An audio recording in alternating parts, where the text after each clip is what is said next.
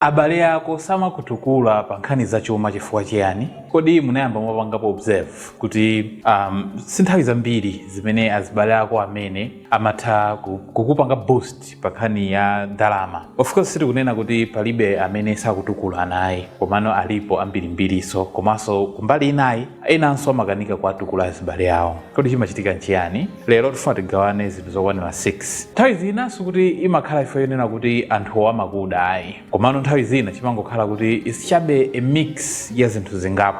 Mkatimo muli psychology, komanso ma family dynamics, komanso nthawi zina amatha kungokhala mantha chabe. Izi ndizifotokoza motani? Ndizifotokoza kudzera munjira 6. Chinthu choyambirira, comparison and insecurity. Nthawi zambiri tu zimene abale amakanika kuwathandizira azibale yawo, mwina ng'ono wawo, kaya even brother amene, kaya ndi sister, kaya uncle kuti athandize abale yawo. Chimene chimachitika mmakhala kuti kwambiri ndi comparison komanso insecurity. Ndikutanthauza chani? Chimene chimachitika nchonena kuti kuti iweyo upange grow, ukule financially pa nkhani ya chuma, business yako iyambe kuchita bwino, or chinthu china chake chimene ukupanga kuti chiyambe kuchita bwino ku nkhani ya chuma, anthu enawo amaopa kunena kuti zimenezi zizapanga expose iwo kwaonesera kwa anthu ena kunena kuti iwo sanakwanitse kuti azipange achieve. So amaopa kuti ukachita bwino iweyo pa business ndeti iwo waonekeranso kuti ifeyo sitikuchita bwino, iye uja watipanga expose ifeyo. So they are afraid kuti akuthandize iweyo ku nkhani ya business.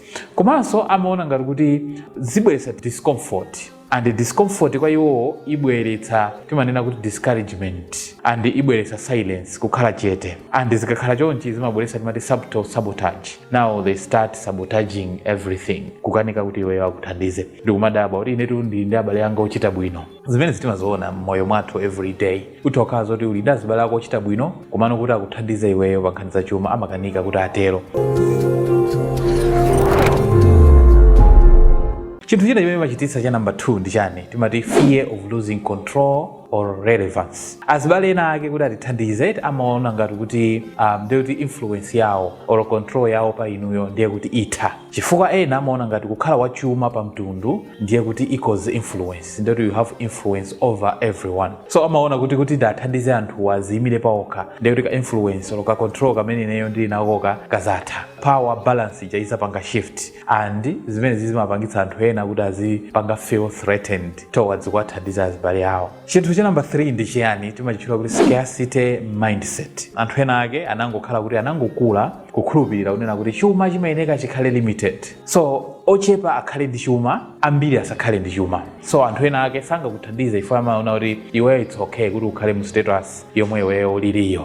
Nthawi zambiri amakuganiza kuti ngati uyoyo angawine ndikamuthandiza iye uja ndikuchita bwino ndikuwina, ndiye kuti ineyo definitely I will lose. So they limit it. Pomwe chuma simakhala choncho, and pali mitundu ina ya anthu yomwe simakhulupirira mzimezi, imakhulupirira the opposite of this, kuti ndikawina ine ndiye kuti so azibale anga awina. So this is the mindset and mentality yomwe ambiri mwa azibale athu amakhala nayo, imene amakanikira kuthandiza so azibale ena. Chinthu cha number 4 chomwe chimapangitsa familiarity breeds doubt.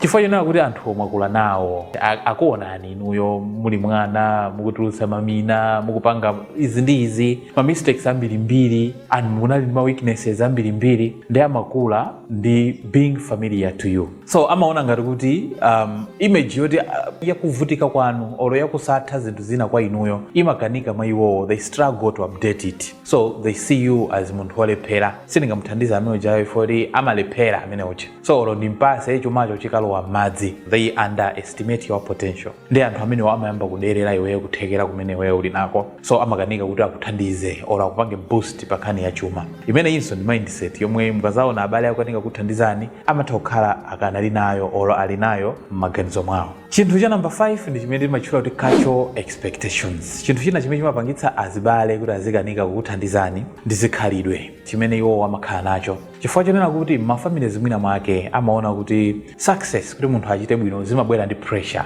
So amaona kuti to carry everyone financially ikhala burden to them.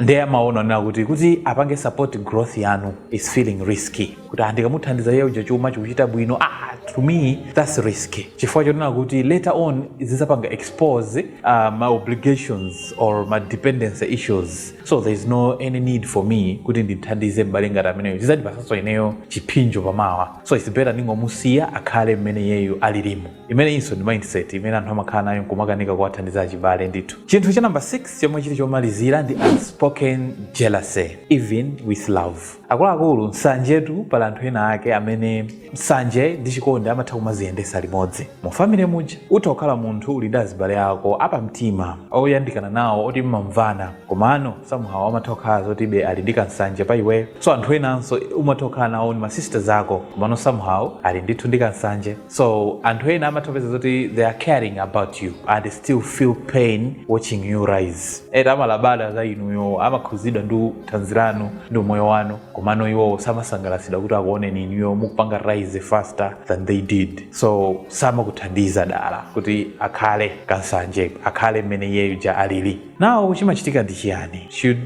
Ukwiye ndikamenya oro ukwiye ndikuotcha muzi wonse ayi ukazindikira kuti izi zomwe zikuchitika chifukwa pali nthawi zina zimene sungathe kuzikhonza, and chofunikira kupanga during this time you should just build yourself quietly. Iweyo ungozipanga build pawekha, uwasiye malizatsi ako kuti ayankhule before making any announcements. Komanso chinthu china chimene ungapange, you should separate family and business. Pala anthu ena ake amene amatha kuyipanga separate ndithu business ndi family yawo, chifukwa tanakale siwina aliyense amene amapanga deserve kukuonani inuyo mukusangalala. Pala anthu ena sakondwera ndithu kukuonani inuyo mukuchita bwino. Komanso cha number 3 chimene mukuyenera kuchita is to find external mentors and peers. Ngati abale anu ochita bwino kumano akukanika kukupangani groom inuyo pa business, nthawi zina zake zabwino kwambiri kuwapeza anthu ena, chifukwa growth nthawi zina imafuna the right environment. So if your family is not the right environment yoti kupange ni boost business yanu, you better source for other people to help you. Komanso chinthu cha number 4 is to stay respectful and not resentful. Ngakhale abale athu ndamene akutipangira zimenezi, tiyeni tizalemekezabe, tisakamenye, tisakwiyire, chifukwa bitterness ijayo slows you down. Iweyo if you continue to being bitter zimakanika kukupanga push. So mukazaona kuti izi ndithu pa mtundu zikuchitika, otherwise zimachitika. Ine ndichipero mtundu ino lonse kuli ndi anthu ochita bwino, anthu enanso ovutika kwambiri, komano ovutika kwambiri samathandizidwa ndi anthu ochita bwino achayi. Zimene zimatha kuwapangitsa ndi zinthu zimene tazichulazi. If you find this video helpful, please like it and share, and don't forget to follow our page for similar videos. Thank you very much for being there and watching, and see you in the next one.